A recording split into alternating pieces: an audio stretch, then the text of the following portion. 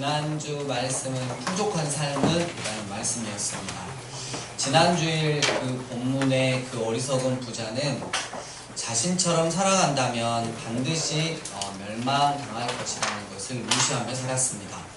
그 어리석은 부자는 자신의 영혼을 먹고 마신 것으로 살찌우고 유지할 수 있는 몸과 같은 것으로 오해했습니다. 그 어리석은 부자는 자신에게 정말 심각한 문제가 있음을 전혀 깨닫지 못했습니다. 사람의 목숨은 하나님께서 빌려주신 것임을, 그것이 선물이지 권리가 아니라고 했습니다. 안타깝게도 그 어리석은 부자는 자기가 자기 영혼과 목숨을 소유한다고 생각했습니다. 그는 하나님이 벼랑간 그에게 빌려주신 목숨을 다시 되돌려 달라고 요구하시자 자기가 잘못했음을 깨달았습니다. 우리는 그 어리석은 부자 비유 이야기를 통해 풍족한 삶은 내 자신을 위해 쌓는 삶이 아니라 하나님을 위하여 쌓는 삶이라고 했습니다. 누가복음 12장 15절 함께 암송하시겠습니다.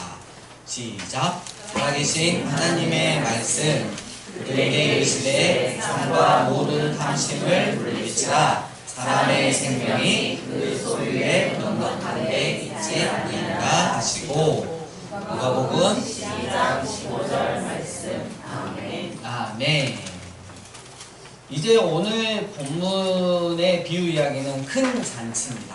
그래서 제목이 큰 잔치니까 우리가 참여해야겠다. 그래서 잔치에 참여합시다 라고 제목을 잡아보았습니다.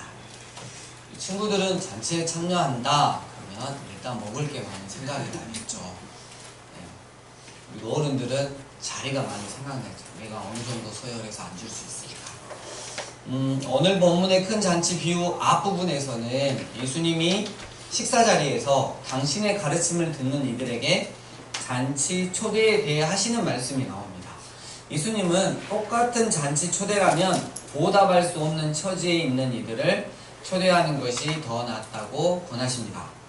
그러자 거기 있던 누군가가 이렇게 대답합니다. 하나님 나라에서 빵을 먹는 자는 복이 있도다. 이 이야기의 무대는 진짜 중동입니다. 여행 중인 한 랍비가 어느 시골 동네를 지나가십니다. 그 동네 종교 지도자는 마을 사람들을 식사에 손님으로 초대하여 함께 먹으면서 그들의 정치적, 신학적 견해를 조사하곤 했습니다. 이 이야기에서 예수님은 손님으로 나옵니다. 이 잔치를 여는 사람은 장차 임할 하나님의 나라와 그 나라를 시작하실 메시아라는 주제에 대해 예수님의 견해를 듣고 싶어 했습니다. 당시 사람들은 역사가 종점에 이르면, 마지막 때에 이르면 하나님의 나라가 최종적으로 완성이 되고, 이 완성에는 메시아 잔치로 알려져 있었던 메시아와 함께하는 큰 잔치도 포함된다고 이해했습니다. 그 사람의 돌출 행위는 이 주제에 대해 예수 자신의 견해를 표현해 보라고 그분께 도전한 것이었습니다. 식탁 주위에 모여있던 사람들은 예수님이 이런 말씀을 하시리라고 아마도 예상했을 것입니다. 우리가 율법을 1.1획도 어그러짐 없이 정확하게 지키면 그 위대한 마지막에 이를 때 우리도 메시아와 함께 메시아의 잔치 자리에 앉을 만한 사람으로 여김받을 것이다. 그러면 그 자리에 비스듬히 누워있던 손님들은 맞는 말이라고 수긍하면서 속으로 이렇게 생각했을 것입니다. 좋아. 답을 잘하는데 통과. 이제 그럼 그 다음 문제로 한번 넘어가 볼까? 그러나 예수님은 종말의 메시아 잔치와 관련해서 당시 유대 공동체가 널리 갖고 있던 견해와 영판 다른 견해를 내놓으셨고 답하셨습니다. 예수님의 대답은 그냥 자기의 생각을, 당신의 생각을 말씀하시는 게 아니고 늘 살아계신 하나님의 말씀, 구약의 선지자를 통해 하나님이 이미 약속하셨던 말씀들을 그대로 인용하시기를 좋아하셨습니다. 이사야는 역사의 끝에 큰 잔치가 벌어지는 꿈을 꿉니다. 곧 만군의 여호와께서 잔치를 베풀고 만민에게, 모든 사람, 모든 민족에게 먹을 음식을 제공하시는 꿈이었습니다. 이 잔치는 여호와의 거룩한 산에서 열리며 손님 중에는 모든 이방 족속이 포함될 것입니다. 죽음이 끝이 나고 눈물이 씻음 받을 그날은 영광스러운 구원의 날이 될 것입니다.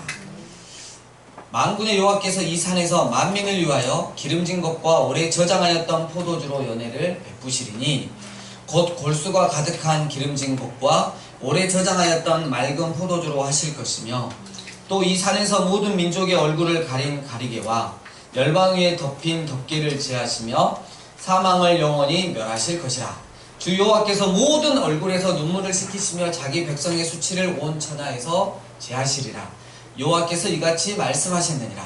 그날에 말하기를 이는 우리의 하나님이시라. 우리가 그를 기다렸으니 그가 우리를 구원하시리로다. 이는 여호와시라. 우리가 그를 기다렸으니 우리는 그의 구원을 기뻐하여 즐거워하리라 할 것이며. 우리가 좀 알 게 있어요. 주님 오시기 전 586년 남쪽에 있는 유대인들이 포로가 되어 멸망당해서 바벨론으로 끌려갔습니다. 그리고 몇 년이 지났죠? 70년이 지난 뒤 그때 끌려간 유대인과 그 자손들 일부가 유대로 돌아왔지만 그때 그들이 쓰는 일상 언어는 70년이 지난 관계로 히브리어가 아니라 아람어로 바뀌어 있었습니다.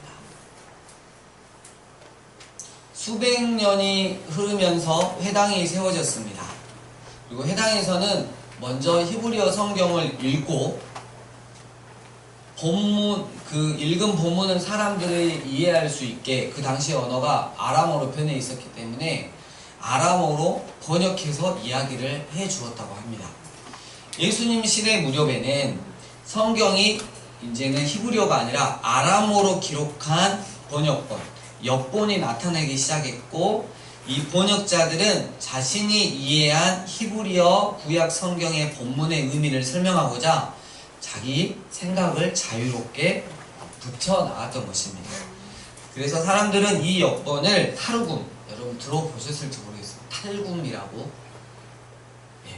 끄떡끄떡 하시는 센스가 있습니다. 탈굼이라고 불렀습니다. 때로 번역자들은 본문을 다루면서 큰 자유를 누렸습니다. 그 결과 탈굼은 예수님 시대의 사람들이 성경의 다양한 본문들을 어떻게 이해했는지 발견하는 데 우리에게 도움을 줍니다.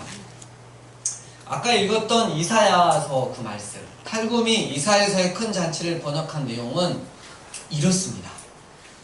율법을 지키는 경건한 유대인만이 그 잔치에 참여할 수 있을 것이다. 그 어떤 이방인도 그 잔치에 참여하지 못하리라. 이스라엘의 메시아가 오시고 이스라엘 지파의 우두머리들이 그 앞에 앉되 각자 그 위엄의 순서대로 그들의 진영과 대오에서 그가 차지하는 위치에 따라 앉으리라. 그러나 그 살을 두들겨 맞은 자나 그 발이나 손이 마비된 자나 절름 발이나 장님이나 귀가 먼 자나 벙어리나 사람 눈에 보이는 흠이 그 살에 있는 사람은 누구도 잔치에 참여할 수 없다. 메시아 잔치라는 위대한 잔치를 재해석한 문헌들에는 이사야 선지자가 보았던 그 아름다운 환상, 곧 신실한 유대인과 이방인이 함께 하나님의 초대를 받아 모이는 환상이 이렇게 무시무시한 환상으로 변질되어 있었던 것입니다.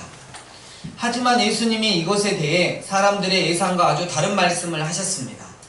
누가복음 13장 22에서 23절, 동서남북에서 온 사람들이 아브라함과 이삭과 야곱 그리고 애언자들과 더불어 한 식탁에 앉아 먹을 것을 이야기합니다.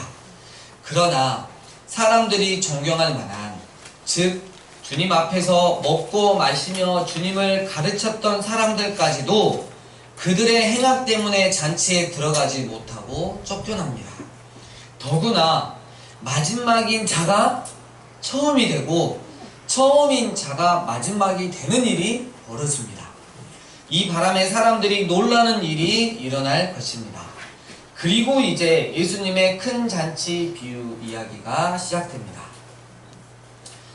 또 그가 그에게 말하되 어떤 사람이 한 번은 큰 잔치를 베풀고 많은 사람을 초대했다. 또 그가 그의 종을 잔치할 시각에 보내어 말하되 오시오, 이제 모든 것이 준비되었습니다. 그러나 그들이 모두 하나같이 핑계를 대기 시작했다. 어떤 사람이 큰 잔치를 베풀고 많은 사람을 초대했다는 도입부는 이야기를 듣는 모두를 이 큰 잔치의 주제로 인도합니다. 중동의 전통 촌락에서는 잔치 주최자가 그의 친구 무리를 초대합니다. 잔치 주최자는 초대를 수락한 사람들 숫자를 토대로 어떤 종류의 고기를 얼마나 많이 대접할지 결정합니다. 잔칫날은 그 짐승들을 잡고 잔치를 준비합니다. 모든 준비가 끝나면 주인은 종을 동네 곳곳에 보내 예로부터 내려온 대로 오십시오. 모든 준비가 끝났습니다. 라는 말을 전하게 됩니다.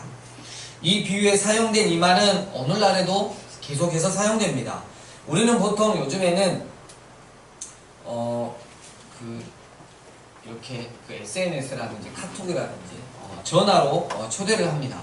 잔치가 열리는 날 손님들이 와서 다 이렇게 모여 있으면 곧 황홀한 순간이 펼쳐집니다.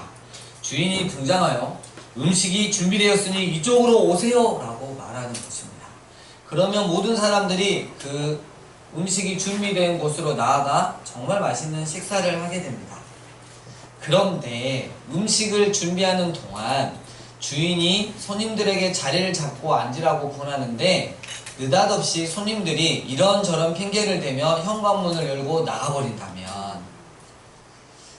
그 다음 장면이 나옵니다. 첫 번째 사람이 그에게 말하되 나는 밭을 샀으니 가서 그 밭을 봐야 합니다. 간청하건대 양해해 주십시오. 또 다른 사람이 말하되 나는 소 5겨리를 샀으니 가서 그것들을 시험해야 합니다. 간청하건대 양해해 주십시오. 또 다른 사람이 말하되 나는 신부와 혼인했으니 그러므로 나는 가지 못합니다. 첫 번째 사람은 밭을 샀다고 말합니다. 그래서 그는 그 밭을 보러 가야 합니다. 그는 이런 핑계거리를 내세워 양해를 구합니다. 겉만 보면 이는 전혀 거짓이 아닌 것 같습니다. 그러나 이 말을 자세히 뜯어보면 그런 진실함이 곧 사라져버립니다. 중동에는 사막이 많고 농지가 아주 적습니다. 대다수 전통 촌락에서는 경작지가 여러 조각으로 나눠져 있으며 이 조각들은 다 지명을 갖고 있다고 합니다. 경작지를 사거나 파는 것은 길고 아주 꼼꼼한 과정으로 몇 달, 심지어는 몇 년까지 걸린다고 합니다. 농부는 경작지 한 떼기를 사더라도 그 전에 땅에 관해 알아낼 수 있는 모든 것들을 샅샅이 알아봅니다.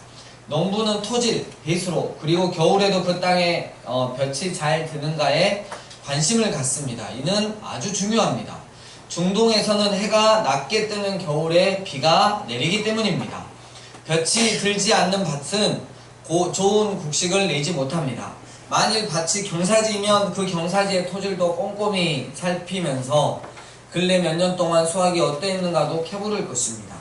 그 땅에 과일나무가 있는가? 있다면 나무 수명이 얼마나 되는가? 농지를 한 떼기라도 사야겠다고 생각하는 사람은 이런 문제는 물론이요 다른 많은 문제도 캐묻곤 합니다. 근데 첫 번째 손님은 자신이 방금 밭을 샀으며 그래서 이제 그 땅을 살펴봐야 한다라고 말합니다. 그것은 마치 우리가 이런 거하고 같습니다. 제가 집을 하나 샀어요. 안 보고 샀어요. 집을 하나도 안 보고 돈을 치렀어요. 2억이면 2억을 치렀어요. 그리고 나서 이제 어때요? 집을 보러 가는 거예요. 여러분 이러신 분들 계세요? 네. 집을 사는 사람은 구입하겠다고 마음 먹기 전에 사려는 집을 꼼꼼히 조사하기 때문이죠. 중동에서는 지체 높은 사람의 집에 초대를 받으면 초대를 수락하고 참석하는 것이 보통입니다. 그 손님이 마지막 순간에 참석하지 않기로 결정했다면 굉장히 설득력 있는 이유를 제시해야 할 것입니다. 말이 안 되는 핑계거리를 핑계는 사람을 일부러 욕보이는 것입니다. 그러나 첫 번째 손님이 말한 핑계는 공개적으로 주인을 욕보이는 것이었습니다. 종은 두 번째 손님에게 갑니다. 오직 한 손님만이 약속을 어기고 못 온다면 그 잔치는 그대로 진행할 수 있습니다.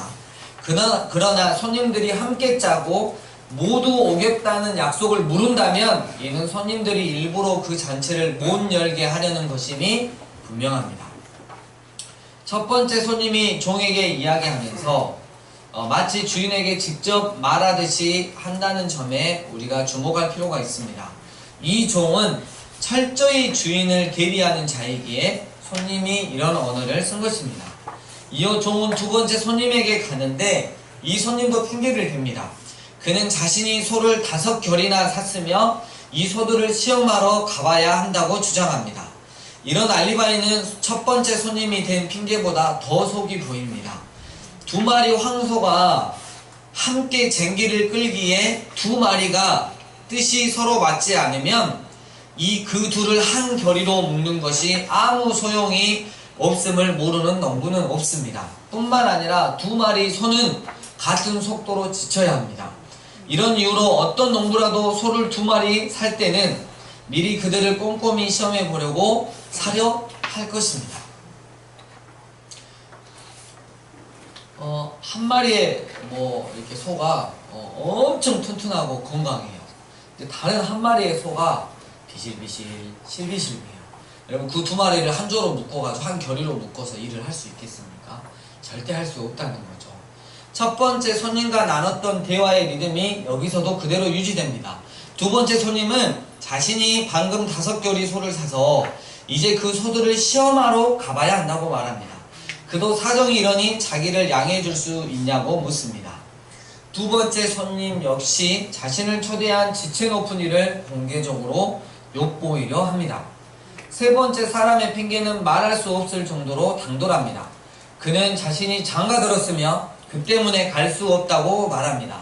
정말 진상인 녀석입니다. 누가 장가 안 갑니까?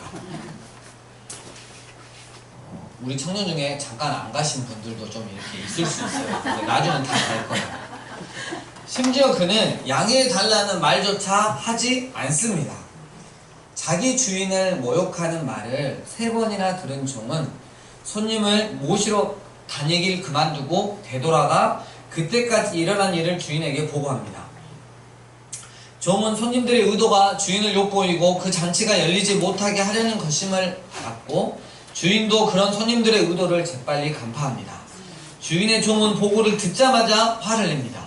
당장 이런 질문을 할 수밖에 없습니다. 이렇게 화가 났으니 이제 주인은 무엇을 할 것인가? 주인의 반응은 오히려 놀라운 은혜입니다. 다음 장면. 그러나 그 종이 가서 주인에게 이를 보고 있습니다. 이에 주인이 노하여 그 종에게 말하되 빨리 성읍의 거리와 골목으로 나가서 가난한 자들과 불구인 자들과 눈먼 자들과 저는 자들을 데려오라. 주인은 똑같이 말로 보복할 수도 있고 혹은 이런 모욕에서 더 나아가 공개적으로 자신의 명예를 공격한 손님들이 벌을 받게 조치를 취하겠다고 유혹할 수도 있었습니다. 그는 자기 종에게 이렇게 말할 권리도 있었습니다. 전에는 친구였던 자들이 이제 내 원수가 되는 쪽을 택했다. 그들에게 가서 이런 모욕을 당했으니 나도 내 마음대로 어떤 조치를 취하겠다는 뜻을 전하라. 이런 대답은 보복 조치의 거의 전주가 될 수 있겠습니다. 그러나 이런 보복은 일어나지 않았다는 것. 오히려 주인은 새롭고 설레가 없는 선택을 만들어냅니다. 그는 자기의 분노를 재가공해서 은혜로 바꿉니다. 주인은 불의에 대해 느낀 분노의 에너지를 사용하여 자기 종에게 성읍의 길과 거리로 나가 가난한 자들과 불구와 눈먼 자들과 저는 자들을 데려오라고 명령합니다. 이런 사람들은 예수님 당시 이스라엘 유대인들이 메시아의 잔치에 참여하지 못한다고 판단한 바로 그 자들이었습니다. 예수님이 지금 이야기하시는 이들은 이스라엘 안에서 소외당한 이들, 그 땅의 백성, 즉 당신의 말씀을 기쁘게 듣는 보통 사람들인 것입니다. 이들은 지체 높은 주인과 함께 앉을 자격도 없고 그들이 초대받은 잔치와 똑같은 잔치를 열어 주인에게 보답할 수도 없는데도 이제 기꺼이 잔치에 초대받았던 것입니다. 이야기는 계속 이어집니다. 그러나 종이 말하되 주인님 분부대로 했습니다만 아직도 남은 자리가 있습니다. 그러자 주인이 종에게 말하되 나가 길과 산으로 가서 사람들을 강권하여 오게 하여 내 집을 채우라. 시간이 좀 흘렀습니다. 종은 그 동네에서 소외당한 자들에게 주인의 은혜로운 초대를 전합니다. 초대받은 이들이 잔치집에 들어섰을 때 종은 여전히 자리가 남아있음을 알아차립니다. 이런 과정에서 힘을 얻는 종은 주인에게 주인님 아직도 남은 자리가 있습니다 라고 보고합니다. 그런 뒤에야 주인은 종에게 동네 밖의 큰 길과 산으로 나아가 사람들을 강권하여 오게 하라고 명령합니다. 이 말씀을 역사적으로 굉장히 잘 못 이해해서 많은 나라, 많은 기독교 나라들이 혹은 카톨릭의 나라들이 약한 약자편에 있는 나라들을 강권하여 예수님을 믿게 하려고 아주 못된 짓을 하고 살인을 저지르고 그런 일들이 역사적으로 굉장히 많이 있었습니다. 이건 그런 말씀이 아닙니다. 여러분, 제가 며칠 전에 뉴스를 이렇게 하나를 검색을 했는데 아이가 신앙으로 잘 안 산다고 때렸어요. 아니, 때리고 자기가 아는 외국인 여자 선교사님은 하루에 성경 필사를 20장을 시켰대요. 여러분, 성경 20장씩 하면서 못 쓰면 또 때렸대요. 그래가지고 그 아이가 아니죠. 청소년이죠. 못 참아서 경찰에 신고해버렸어요. 그래가지고 잡혀가가지고 둘이 감옥에 들어갔어요. 여러분, 그렇게 강권하여 주님 이렇게 채우라는 게 아니랍니다. 사회에서 아무런 지위도 없는 소외된 자가 지체 높은 이의 잔치를 초대받았을 때 그는 자신이 정말 초대받았다는 사실을 믿기가 힘들죠. 초대를 처음 받아들이는 그 순간은 이런 은혜를 믿지 못합니다. 초대받은 사람은 당장 이렇게 느끼기 마련입니다. 거짓말이야. 그렇게 지체 높은 사람이 나를 초대하다니. 그런 일은 있을 수가 없어. 내가 누구지? 나를 초대한 이유는 그 주인이라는 자가 얼마나 지체 높은 양반인지 과시하려고 그런 거일 거야. 이런 초대 자체가 다 거짓말이야. 때문에 보통 사람은 생각하지도 못할 이런 초대를 전하는 심부름꾼이라면 소외당한 이들에게 정말 자신들이 초대받았고 환영받는 사람임을 확인시켜줄 특별한 방법이 필요했던 것입니다. 이런 점을 잘 아는 주인은 이렇게 방법을 일러줍니다.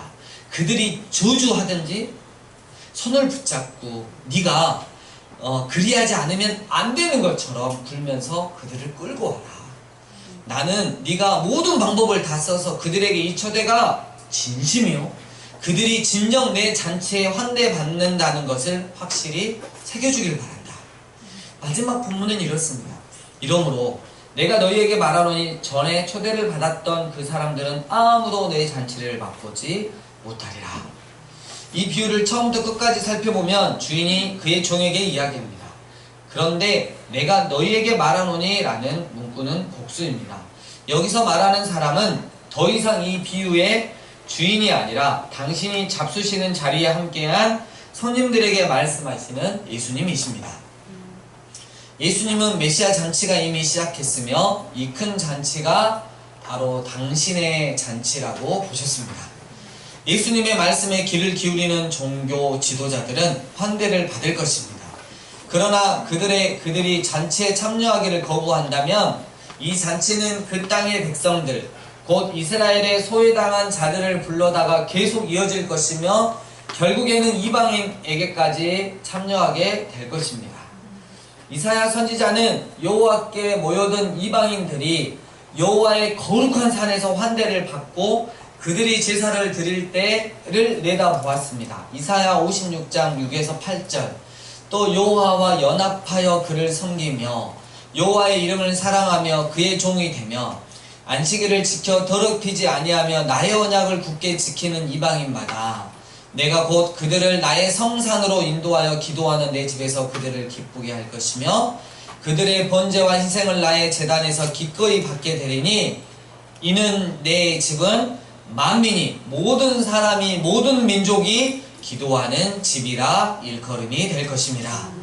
이스라엘의 쫓겨난 자를 모으시는 주 여호와가 말하노니 내가 이미 모은 백성 외에 또 모아 그에게 속하게 하리라 하셨느니라. 아멘. 큰 잔치 비유는 손님을 모으는 세 단계를 강조하셨습니다. 첫 번째, 이스라엘의 경건한 자들. 두 번째, 이스라엘에서 소외당하는 자들. 마지막으로 이미 모은 백성 외에 또 다른 이들을 그분에게로 모으실 것입니다. 종교 지도자들은 예수님을 거부했지만 그것으로 예수님이 여시는 잔치를 막지는 못했습니다. 예수님은 그들이 없어도 당신이 여시는 잔치를 이어가셨습니다. 이스라엘에서 소유당한 자들이 환영을 받았으며 마침내 이 비유는 큰 길과 산에서 동네 밖에 사는 사람들까지 손님에 포함시키는 비전을 예수님은 제시했던 것입니다. 말씀을 정리합니다. 큰 잔치 비유 이야기. 예수님이 이 땅에 오시기 약 700년 전에 이사야 선지자를 통해 여호와 하나님은 당신이 꿈꾸시는 것을 말씀하셨습니다. 아들 예수 그리스도를 통한 구원으로의 초대에 신분에 상관없이 모아놓은 돈에 상관없이 외모에 상관없이 믿음으로 응하는 모든 자들을 위해 큰 잔치를 베푸시는데 그것은 곧 천국 입성 잔치였습니다. 하지만 이러한 하나님의 꿈을 다른 누군가가 아닌 하나님의 백성이라고 자부하는 유대인들이 철저히 왜곡시키고 변질시켜 놓았습니다. 이방인들이 어떻게 구원잔치에 초청받을 수 있다는 말인가? 모세의 율법을 받은, 그리고 나름 그 율법을 잘 지키고 있는 경건한 유대인만이 그 잔치에 참석할 자격이 부여되는 것 아니겠는가? 하나님의 꿈을 철저히 외면하고 오직 그들만을 위하는 그들의 행악 때문에 예수님께서는 그들을 잔치에서 쫓아내버릴 것이다 라고, 비록 사람들에게 존경을 받고 말씀을 가르치고 능력을 행하고 귀신을 쫓아내어도 결국 마지막 때에 하나님이 베푸시는 구원의 큰 잔치에는 참석하지 못할 것이라고 못을 정확하게 박으셨습니다. 그리고 예수님은 큰 잔치 비유를 통해 그렇게 된 결과는 속이 다 들여다보이는 핑계를 대고 말도 안 되는 논리를 내세우며 때론 미안한 마음이 1도 없이 당연하다는 듯이 당신의 초청을 거부했기 때문이라고 말씀하셨습니다. 저는 지금 교회 밖을 이야기하는 게 아니라 교회 안을 말씀을 가지고 이야기하고 있는 것입니다. 큰 잔치의 주인 되시는 예수님은 이제 초청 대상을 교회 밖에서 찾기로 마음먹으셨습니다. 여기서 나오는 종, 그는 철저히 주님의 대리 역할을 합니다. 주님의 마음을 충분히 헤아려 주님의 분부하신 대로 성읍의 길과 거리로 나가 이스라엘 안에서 소외당한 이들, 그렇지만 살아계신 하나님의 말씀을 기쁘게 듣는 그저 평범한 사람들을 초청했습니다. 하지만 여전히 자리가 남아있는 것을 알아차린 그 종은 주님께 보고하고 다시 한번 주님의 분부를 받들어 그가 할 수 있는 모든 방법을 동원해 주님께서 그들에게 베푸시는 큰 잔치의 초대가 진심이요, 그들이 진정 그 잔치에서 환영받을 수 있다는 것을 알렸습니다. 좋은 소식, 즉 복음을 들은 사람들은 그것을 받아들이고 잔치가 열리는 곳에 들어가든지 아니면 그 소식을 거부하고 밖에서 서 있어야 할 것입니다. 이런 의미에서 보면 심판은 자초하는 일입니다. 스스로가 결정하는 거예요. 초대를 거부하는 사람들은 신실한 믿음의 사람들과 함께하는 사귐에서 결국은 떨어져 나갈 것입니다. 그들은 그 잔치를 결국 맛보지 않겠다고 스스로 선택한 자들인 것입니다. 사랑하는 강주 삶의 예배인 교회 예배자 여러분, 이런 문구를 제가 작성했어요. 하나님 아버지가 100% 후원하시고 정말 아무것도 아닌 우리에게 생명 주신 예수님이 주관하시는 천국 입성 잔치에 여러분을 초청합니다. 전심으로 초청에 응하시겠습니까? 아니면 속이 다 들여다보이는 핑계를 대시겠습니까? 말도 안 되는 논리를 앞세워 합리화하시겠습니까? 미안한 마음 1도 없이 너무 당연하다는 듯이 그 초청을 거부하시겠습니까? 정말 우리가 조심해야 되는 게 있어요. 이 오늘 본문의 종교 지도자들, 정말 우리 착각에 빠져 살면 안 됩니다. 주님, 저 말씀을 능력 있게 전했고요, 교회를 부흥시키고 있는 능력의 목사이지 않습니까? 주님, 저만큼 예배 잘 드리고 기도생활 잘하고 헌금 잘 드린 성도가 또 어디 있습니까? 주님, 이 정도면 전 충분히 천국잔치에 그 잔치에 들어갈 자격이 있지 않습니까? 주님께 인정을 받고 확증을 받아야 할 것입니다. 내 마음이, 내가 주님의 모임인 광주 삶의 예배인교회 대함이 지금 내가 삶의 현장에서 살아가고 있는 내 모습이 예수님의 초청에 말로 다할 수 없는 기쁨과 감격으로 응하고 있는지 이 시간 우리 한번 돌이켜봅시다. 그리고 그 주인의 마음을 헤아려 주인의 명령에 순종하며 큰 잔치 자리를 가득 메우려 했던 그 종, 마찬가지로 우리도 주님의 마음을 헤아려 주님의 비전이 내 비전이 되어 주님의 꿈이 내 꿈이 되어 천국 입성 잔치 자리를 가득 채워드리는 자가 됩시다. 우리가 세상 사람들에게 하는 초대는 정말 구걸하고 부탁하는 그런 시시한 초대가 결코 아닙니다. 하나님 아버지께서 아들 예수의 생명을 주신 만큼의 은혜를 믿음으로 누리자는 정말 귀하고 복된 초대인 것입니다. 예수님께서 여시는 잔치는 결국 시작될 것입니다. 시작될 때 하나님 아버지의 꿈이 나의 꿈이 되고 하나님 아버지의 비전이 나의 비전이 된 자로 우리 모두 참석하고 또 참석시킵시다. 주신 말씀을 가지고 하나님 앞에 정말 주님께 인정을 받고 확증받은 나 초청받은 자가 아닌지 다시 한번 내 삶을 돌이켜 생각해 보시고 회개할 거 있으시면 또 회개하시고 하나님의 은혜를 구하며 기도하며 나아갔으면 좋겠습니다. 함께 기도하시겠습니다.